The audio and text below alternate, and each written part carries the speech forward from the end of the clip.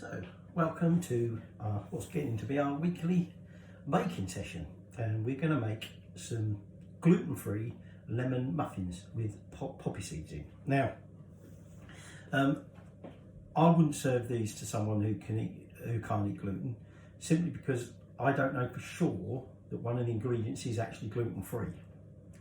It's using oat flour, and my bag of my oat flour does say it's like 100% vegan, 100% free of this, that and the other. What it doesn't say is it's gluten-free. So obviously I would be a bit wary about serving them up, but technically if you know that that's your oat flour is going to be gluten-free, these will be gluten-free lemon muffins. So we're going to be using some almond flour, like I say, some oat flour, sugar, poppy seeds, milk, vanilla essence, egg yolks, egg whites.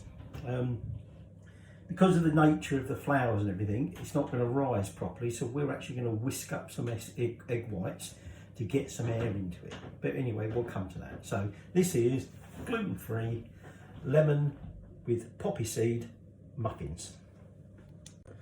Right, the oven's on at 190. Okay, and I've got my muffin tray, cupcake tray prepared with the paper cupcake things in. So first off, what we're going to do is, in a bowl, we're just going to mix together our oat flour. I've got 216 grams, like I say, ideally this wants to be gluten-free, so 216 grams of that. And then I've got some almond flour, I've got 144 grams of that. Then I've got some caster sugar, 133 grams of caster sugar. Now, then we want some poppy seeds. Poppy seeds, I've got 2 tablespoons full of poppy seeds. I've got, I think there's about half a teaspoon of salt. Then I've got some 3/4 teaspoon of baking soda, right? And then I've got a tablespoon of baking powder. So I'm putting all them in there, and then I'm just going to give them a little sort of whisk through just to make sure they're all mixed in together. Now, like I said, to try and get a bit of body into these muffins, just knocking out the lumps a minute, we're going to whisk our eggs. So you're going to need to have separated 3 eggs.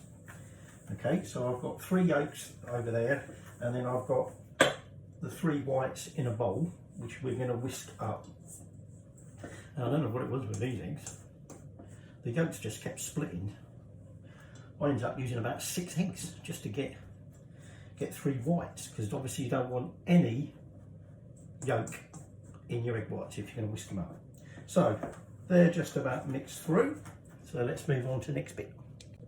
Right, now in a bowl, which essentially wants to be big enough for you to do the finished thing in, okay?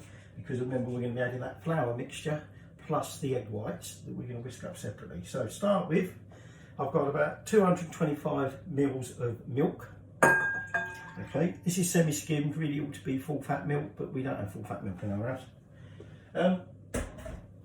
Then I've got 3 egg yolks.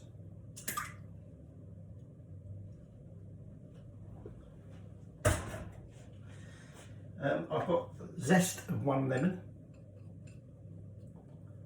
Okay, the lemon was getting a bit soft, it was a real bugger to get that zest off. But anyway, there it is, zest of 1 lemon.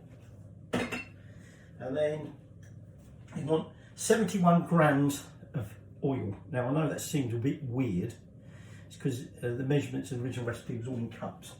And also I ended up picking a container too small, so I've had to split it over 2. So 71 grams of oil, and that goes. And then you want the juice of 1 lemon.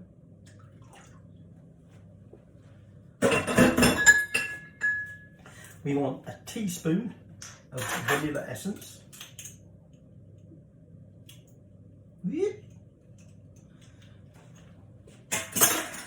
And then just as an added little touch, I'm going to add a little dash of lemon yellow.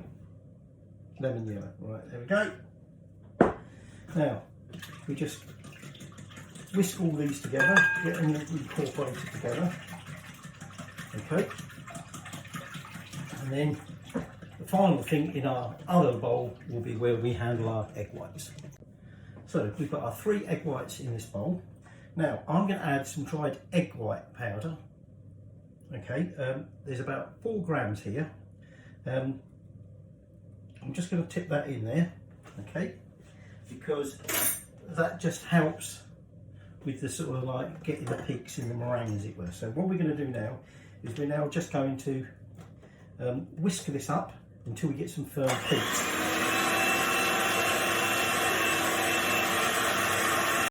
Right, so they're whisked up, okay, they're ready to go. So now we're going to start mixing everything together in there. So we start by taking our milk mixture, and what we're going to do is we're now going to add in that flour mix, and we're just going to mix this all through, okay, till it's all mixed together, and then we'll be ready to put in the egg white mix. Right, so that's all mixed together. So what we're going to do now is we're going to take about 1/3 of those egg whites, and we're gently going to fold them into the mixture, okay, and we're trying not to knock too much of the air out, but obviously we want to get it all mixed in, okay, and then we just take another big dollop, fold that in, and so we're going to continue like that until we've incorporated all that fluffy white into the rest of the mix. Right, so I've got that all mixed in, and so now what I'm going to do is I'm just going to fill up my cases. Now you do want to particularly fill the cases. Whoops. Okay. Just going to do another one. So yeah, they want to be almost full up. Okay, because like I say, they shouldn't rise that much. I'm just going to get these all filled. Right, okay, so they're all filled. Like I said, the oven wants to be on at 190, middle shelf.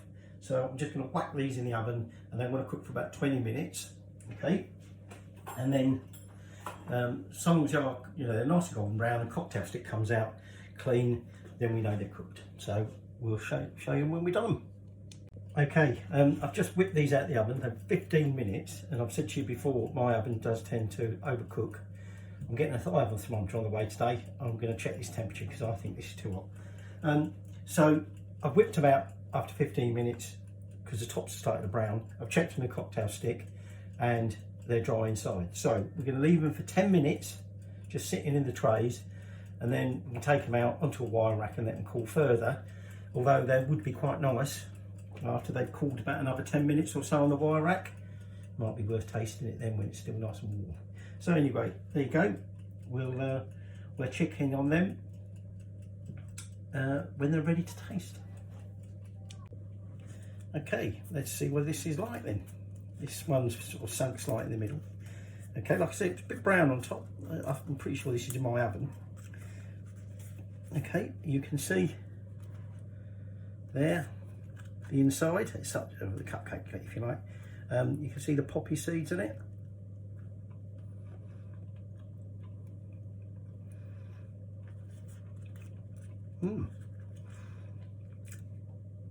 Quite moist still in there. You've got that nice nutty texture from the flowers, from the oat and the almonds, and also, of course, obviously, that extra little crunchy bit from the poppy seeds. Not strongly lemon, but you can definitely taste the lemon there. So that is technically our gluten-free lemon poppy seed muffins. Have to have another one of them later.